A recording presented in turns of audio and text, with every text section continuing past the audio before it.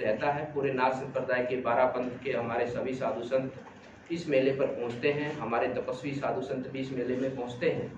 और जिस प्रकार से बाबा मत्स्यनाथ जी ने स्वयं अपने श्रीमुख से कहा था कि 7म, 8म, 9वीं के दिन वो स्वयं इस स्थान पर स्वयं विराजमान रहेंगे। विराजमान गद्दी महंत के स्वरूप में वो विराजमान रहेंगे। और उसी भाव से महायोगी गुरु गोरक्षनाथ जी का स्वरूप मानते हुए पूरे नाथ संप्रदाय के साधुजन उनको गोरक्षनाथ जी का स्वरूप मानते हुए, सिद्ध शिरोमणि बाबा मत्स्यनाथ जी का स्वरूप मानते हुए उनके प्रति अपने श्रद्धा सुमन अर्पित करते हैं। इस मेले में हम सबको यह भी याद रखना बहुत ही अनिवार्य है कि कोरोना अभी पूर्ण रूप से गया नहीं है।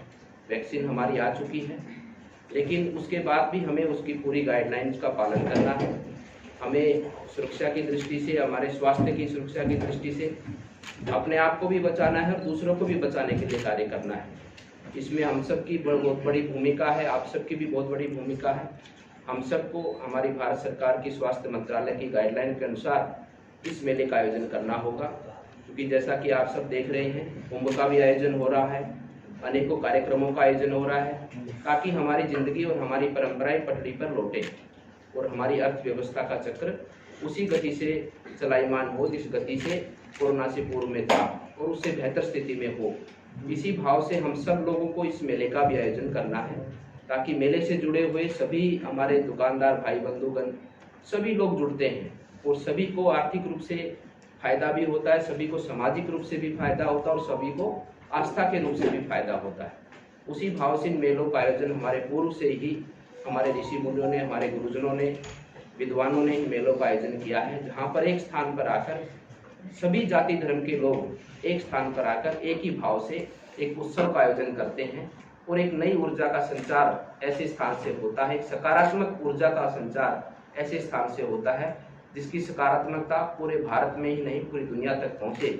इस भाव से हम सब इस मेले का आयोजन करें। विश्वास को और उस दैविक आशीर्वाद को और इस संस्था की जो जन कल्याण की परमार्थ की जो सेवा भाव रहा है उसको जन जन तक पहुंचाने का कार्य आपके माध्यम से हो। उसी भाव से हमने इस प्रेस कॉन्फ्रेंस का आज आयोजन किया है।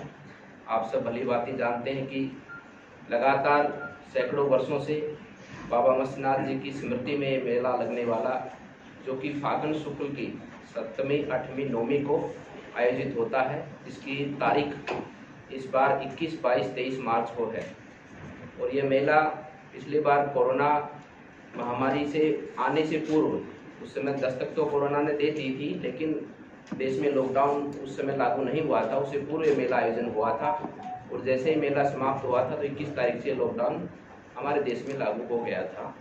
और अब हमारा देश कोरोना की बीमारी से, मैं मानता हूं कि हम सब लोग लड़ने में कामयाब हुए हैं। हमने वैक्सीन भी बनाई है और आज पुनः उस 1 साल वर्ष के बाद में इस मेले का आयोजन हो रहा है। इस मेले के अंदर हमारे नाथ संप्रदाय की परंपराओं के बारे में, हमारे रीति रिवाजों के बारे में, और जो पूरे भारतवर्ष से लोग यहाँ पर आते हैं बाबा के प्रति अपनी श्रद्धा सुमन अर्पित करने, और पूरे भारतवर्ष के लोग जो बाबा को अपने इष्ट के रूप में, अपने देवता के रूप में, अपने गुरु के रूप में मानते हैं, वो सब लोग इस मेले के अंदर पधारते हैं। हर वर्ष बहुत से लोग इस भाव से आते हैं कि जो पिछले वर्ष जिन्होंने जो मन्नतें पूज्य बाबा मत्स्यनाथ जी के समाधि स्थल पर आकर मांगी थी, उनकी पूर्ति पर भी वो पुनः आकर बाबा को अपना आशीर्वाद, बाबा के प्रति अपनी श्रद्धा सुमन अर्पित करते हुए उनका आशीर्वाद प्राप्त करने के भाव से आते हैं। और नाथ संप्रदाय में एक विशेष परंपरा है इस मेले की। नाथ संप्रदाय की जो हमारी गुरु परंपरा है, उस परंपरा